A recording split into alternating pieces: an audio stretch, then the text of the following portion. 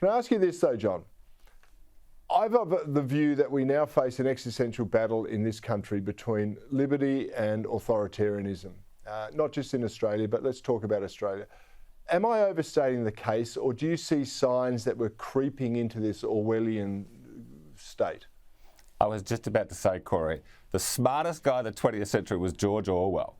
Now, his incredible books, Animal Farm and 1984, were so prescient, sadly prescient. Now, what we are heading in the direction of, what we are slow walking into, is a 21st century high-tech version of Orwell's nightmare.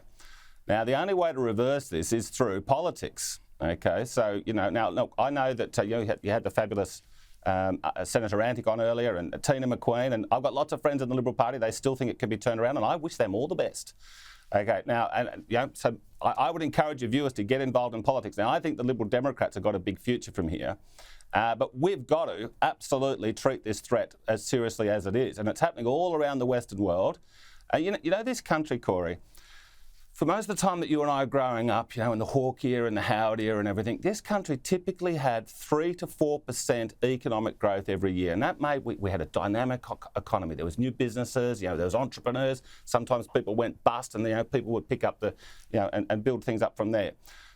Since the GFC, this country has not had any economic growth. Now we've got 1%, 2% every year. That's because of population growth.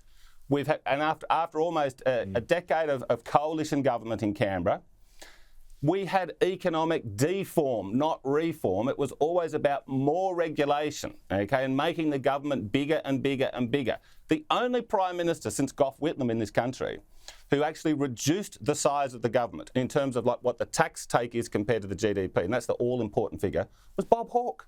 Bob Hawke, he reduced the size of the government in a significant way. That's a long time ago, John Ruddick. That's right. It's a long time ago. I love what you're talking about tonight. I'm becoming more libertarian as I go on because I realise we can't save everyone. So we've got to save those who want to be saved and look after themselves. You're a big part of that. Congratulations on your election. I hope you'll join me here on Bernardi quite regularly because there's lots to discuss. I'd love to, Cory. Thanks very much. All right.